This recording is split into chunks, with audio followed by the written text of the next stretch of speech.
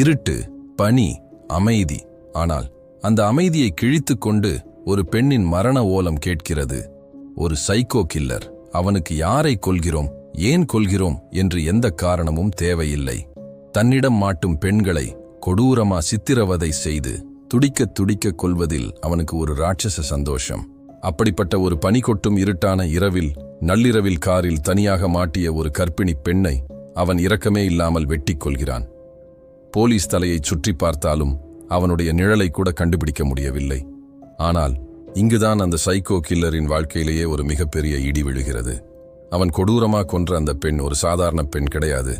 அவள் தென்கொரியாவின் மிகச் சிறந்த ஒரு சீக்ரெட் ஏஜென்ட், அதாவது ஒரு ஸ்பெஷல் இன்டெலிஜென்ஸ் ஏஜென்ட்டோட உயிருக்கு உயிரான மனைவி. தன்னுடைய மனைவியையும் பிறக்கப் போகும் தன் குழந்தையையும் கொன்ற அந்த சைக்கோவை நம்ம ஹீரோ தேடி கண்டுபிடிக்கிறான். சாதாரணமாக சினிமாவில் ஒரு ஹீரோ என்ன செய்வான்? வில்லனை ஒரே அடியாக கொன்றுவிட்டு பழி தீர்த்து கொள்வான், இல்லையா? ஆனால் இந்த ஹீரோ அப்படி செய்யவில்லை. அவனை போலீசிடமும் பிடித்துக் கொடுக்கவில்லை, அவனை கொல்லவும் இல்லை.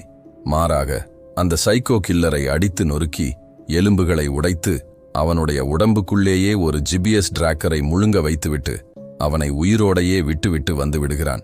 ஏன் தெரியுமா? நீ இனிமேல் நிம்மதியாக தூங்க முடியாது, ஒளிய முடியாது, ஓடவும் முடியாது. நீ எங்கு சென்றாலும் என் நிழல் உன்னை துரத்தும். என் மனைவிக்கு நீ கொடுத்த வலியை விட 100 மடங்கு அதிக வலியை உன்னை சித்திரவதை செய்து நான் கொடுப்பேன். ஒரு சைக்கோ கில்லரை, அவனை விட ஒரு மிகப்பெரிய சைக்கோவாக மாறி ஒரு ஹீரோ வேட்டையாடினால் என்ன நடக்கும்? சினிமா வரலாற்றிலேயே மிகவும் கொடூரமான இரத்தம் உறைய வைக்கும் பழிவாங்கும் கதை. 2010ஆம் ஆண்டு கொரியாவில் வெளியான ஐசா தி டெவில். உங்க இதயத் துடிப்பை கொஞ்சம் கட்டுப்படுத்திக்கோங்க, ஏனென்றால் இந்த வேட்டை ரொம்ப கொடூரமா இருக்க போகுது. இருளில் வந்த அரக்கன். இரத்தத்தை உறைய வைக்கும் அளவுக்கு பனி கொட்டி கொண்டிருக்கும் ஒரு நள்ளிரவு நேரம்.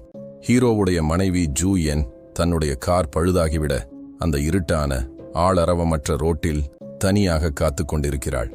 அவள் ஒரு கர்ப்பிணி பெண்.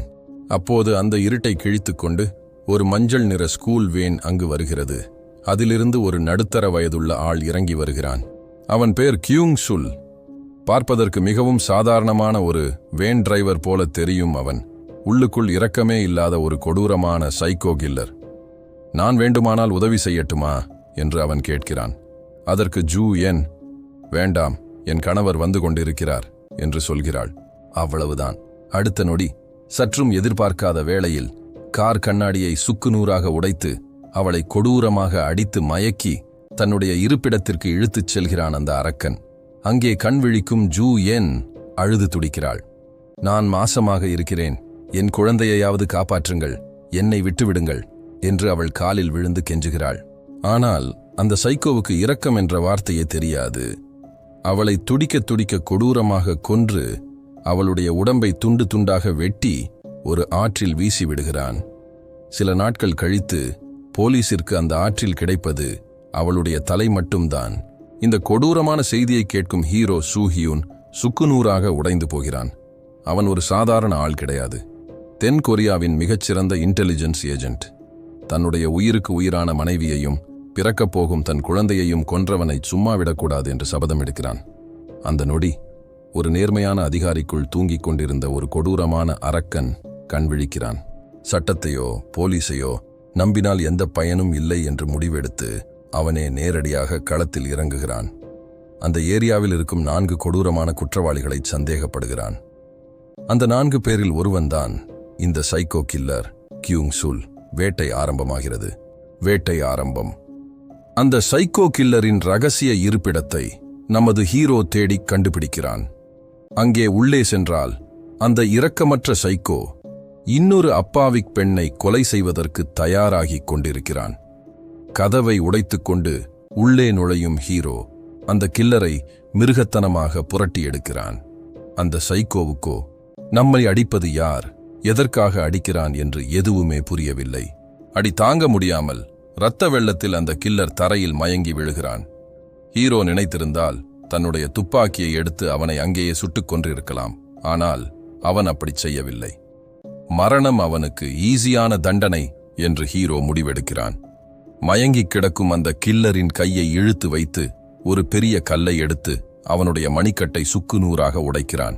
அதன் பிறகு அவன் மயக்கத்தில் இருக்கும்போதே அவனுடைய வாயை திறந்து ஒரு சின்ன மாத்திரை போன்ற ஒரு ஜிபிஎஸ் ஆடியோ டிராக்கரை அவனுக்கே தெரியாமல் முழுங்க வைத்து விடுகிறான். கடைசியாக அவனுக்கு மருத்துவச் செலவிற்காக ஒரு கவரில் பணத்தையும் வைத்துவிட்டு அவனை உயிரோடு விட்டுவிட்டு வந்து விடுகிறான். மயக்கம் தெளிந்து முழித்துப் பார்த்த கில்லருக்கு ஒன்றுமே புரியவில்லை. யார் அவன்? நம்மை ஏன் மிருகத்தனமாக அடிக்க வேண்டும்? அடித்துவிட்டு ஏன் உயிரோடு விட்டுச் செல்ல வேண்டும்?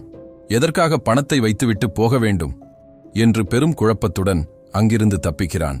ஆனால் அந்த முட்டாளுக்கு தெரியாது, அவனுடைய வயிற்றுக்குள் இருக்கும் அந்த டிராக்கர் மூலமாக அவன் செல்லும் ஒவ்வொரு இடமும், அவன் பேசும் ஒவ்வொரு வார்த்தையும், அவன் மூச்சுவிடும் சத்தம் கூட ஹீரோவின் ஹெட்போனில் தெளிவாக கேட்டுக்கொண்டே இருக்கிறது என்று. தப்பித்து ஓடும் அந்த கில்லர் வழியில் ஒரு டாக்ஸியில் ஏறுகிறான். அந்த டாக்ஸியில் முன்பக்கம் 2 பேர் இருக்கிறார்கள். ஆனால் அவர்களும் சாதாரண ஆட்கள் கிடையாது. அவர்கள் 2 பேரும் கொடூரமான திருடர்கள். காரில் ஏறிய இந்த கில்லரை ஏமாற்றிக் கொள்ளையடிக்க அவர்கள் திட்டமிடுகிறார்கள். ஒரு சைக்கோவிடமே திருடப் பார்த்தால் என்ன ஆகும்? அந்த சைக்கோ கில்லர் தன்னுடைய உண்மையான கொடூர முகத்தை காட்டுகிறான். ஓடிக்கொண்டிருக்கும் அந்த காருக்குள்ளேயே அந்த 2 திருடர்களையும் கத்தியால் சரமாரியாக குத்தி கொடூரமாக கொல்கிறான். இதையெல்லாம் தன்னுடைய ஹெட்போனில் அமைதியாக கேட்டுக்கொண்டிருந்த ஹீரோ கார் நின்றதும் மீண்டும் அவன் முன்னால் வந்து நிற்கிறான். பயத்தில் உறைந்து போகும் கில்லரை மீண்டும் அடித்து நொறுக்குகிறான். இந்த முறை அவனால் இனி ஓடவே கூடாது என்பதற்காக அவனுடைய காலின் பின்பக்க நரம்பை, அதாவது அகிலிஸ் டெண்டனை கத்தியால் அறுத்து விடுகிறான். வலியால் துடிதுடித்துப் போகிறான் அந்த சைக்கோ. அவனால் இனி ஒழுங்காக நடக்கவே முடியாது. இப்போது சொல்லுங்கள், ஹீரோ என்ன செய்திருப்பான்? ஆம், மீண்டும் அவனை உயிரோடு விட்டுவிட்டு இருட்டில் மறைந்து விடுகிறான். இது வெறும் வேட்டை இல்லை, நரகத்தின் ஆரம்பம், அரக்கன்களின் உலகம். வேட்டைக்காரனாக இருந்த அந்த சைக்கோ கில்லருக்கு இப்போது முதல் முறையாக மரண பயம் வர ஆரம்பிக்கிறது. நாம் எங்கு சென்றாலும் இவன் சரியாக வந்து அடிக்கிறானே, ஒருவேளை இவன் பேயா பிசாசா என்று பயந்து நடுங்குகிறான். வேறு வழியில்லாமல் தஞ்சமடைவதற்காக தன்னுடைய பழைய நண்பன் ஒருவனின் வீட்டிற்கு உதவி கேட்டுப் போகிறான். ஆனால் அந்த நண்பனும் ஒரு சாதாரண மனிதன் கிடையாது. அவன் மனித மாமிசத்தை சாப்பிடும் ஒரு கொடூரமான சைக்கோ. ஆம், ஒரு நரமாமிசம் உண்ணும் அரக்கன். அவனுடைய வீட்டிலும் நிறைய அப்பாவிக் பெண்களை மிருகங்களைப் போல அடைத்து வைத்திருக்கிறான். இப்போது சொல்லுங்கள், அந்த ஜிபிஎஸ் டிராக்கர் மூலமாக நம்ம ஹீரோ சும்மா இருப்பானா? ஆத்திரம் தலைக்கேற அந்த வீட்டிற்கும் வருகிறான். அங்கு நடப்பது மனிதர்களுக்கான சண்டை கிடையாது, மிருகங்களுக்கு இடையிலான சண்டை. அங்கு இருக்கும் அத்தனை சைக்கோக்களையும் அடித்து ரத்தம் கக்க கக்க துவம்சம் செய்கிறான் ஹீரோ. அந்த மனித மாமிசம் சாப்பிடும் அரக்கனையும் முடித்துவிட்டு மீண்டும் அந்த சைக்கோ கில்லர் முன்னால் வந்து நிற்கிறான். இந்த முறை அவனுடைய கண்ணில் ஒரு மிக கொடூரமான காயத்தை ஏற்படுத்தி இரத்த வெள்ளத்தில் அவனை மீண்டும் மயக்கமடையச் செய்கிறான். ஒரு சைக்கோ கில்லரை அவனை விட ஒரு மிகப்பெரிய சைக்கோவாக மாறி நம்ம ஹீரோ சித்திரவதை செய்யும் அந்த காட்சிகள் சினிமாவில் இதுவரை யாரும் கண்டிராத ஒரு உச்சக்கட்ட கொடூரம். இதை பார்க்கும் நமக்கே ஒரு கட்டத்தில் ஐயோ பாவம், அந்த வில்லனை ஒரே அடியாக கொன்று விடுங்கள் என்று தோன்றும் அளவுக்கு அந்த சித்திரவதைகள் அத்தனை பயங்கரமாக இருக்கும். வில்லனின் பதிலடி. இதுவரைக்கும் வேட்டைக்காரனாக இருந்த ஹீரோ இந்த விளையாட்டில் ஒரு மிகப்பெரிய தப்பை செய்துவிட்டான். ஒரு கொடூரமான சைக்கோவின் புத்தியை அவன் ரொம்ப சாதாரணமாக எடை போட்டுவிட்டான். இரத்தக் காயங்களோடு மருத்துவமனையில் படுத்திருக்கும் அந்த கில்லருக்கு திடீரென்று ஒரு சின்ன பொறி தட்டுகிறது. நாம் எந்த இருட்டான மூலைக்கு சென்றாலும் இவன் எப்படி இவ்வளவு சரியாக வந்து அடிக்கிறான்? அப்படியென்றால் நம்முடைய உடம்பிற்குள் ஏதோ ஒன்று இருக்கிறது என்பதை அவன் கண்டுபிடித்து விடுகிறான். உடனே ஒரு பேதி மாத்திரையை சாப்பிட்டு தன்னுடைய வயிற்றுக்குள் இருந்த அந்த ஜிபிஎஸ் டிராக்கரை வெளியே எடுக்கிறான். அந்த டிராக்கரை பார்த்தவுடன் தான் அந்த சைக்கோவின் மூளை முழுமையாக வேலை செய்ய ஆரம்பிக்கிறது. தன்னை இவ்வளவு கொடூரமாக அடித்து சித்திரவதை செய்வது வேறு யாரும் இல்லை, தான் இரக்கமே இல்லாமல் வெட்டி கொன்ற அந்த கர்ப்பிணி பெண்ணின் கணவன்தான் என்ற உண்மையை அவன் புரிந்து கொள்கிறான். அந்த சைக்கோவின் முகத்தில் இப்போது ஒரு கொடூரமான சிரிப்பு வருகிறது. ஆட்டம் தலைகீழாக மாறுகிறது. இவ்வளவு நாள் என்னை நீ வேட்டையாடினாயா? இப்போது உன்னை நான் வேட்டையாடுகிறேன் என்று முடிவெடுக்கிறான். அந்த டிராக்கரை வேறொருவனிடம் கொடுத்து ஹீரோவை திசை திருப்பி விட்டுவிட்டு அந்த சைக்கோ கில்லர் நேராக எங்கு செல்கிறான் தெரியுமா? ஹீரோவின் வீட்டிற்கே செல்கிறான். அங்கே வீட்டில் ஹீரோவின் மாமனாரும் இறந்து போன அவனுடைய மனைவியின் தங்கச்சியும் இருக்கிறார்கள். அந்த இருட்டான இரவில் வீட்டிற்குள் நுழைந்த சைக்கோ கில்லர் அவர்கள் இருவரையும் ஈவு இரக்கமே இல்லாமல் மிருகத்தனமாக தாக்கி கொலை செய்கிறான்.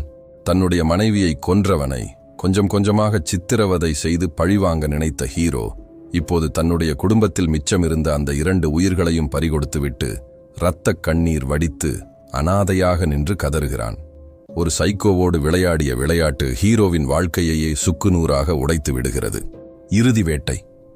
தன் குடும்பத்தையே இழந்து நிற்கதியாக நிற்கும் ஹீரோவின் கோபம் இப்போது மனித எல்லையை தாண்டி ஒரு கொடூரமான அரக்கனின் நிலைக்குச் செல்கிறது. அந்த சைக்கோ கில்லர் போலீசிடம் சரணடைந்து விடுகிறான். தப்பித்து விட்டோம் என்று அவன் நிம்மதி பெருமூச்சு விடுவதற்குள் போலீசின் கைகளிலிருந்து அவனை அதிரடியாக கடத்திச் செல்கிறான் ஹீரோ. அந்த கில்லரை எங்கு கொண்டு செல்கிறான் தெரியுமா? தன் கர்ப்பிணி மனைவியை அந்த அரக்கன் எங்கு வைத்து கொடூரமாக கொலை செய்தானோ அதே இருட்டான இடத்திற்கு கொண்டு செல்கிறான்.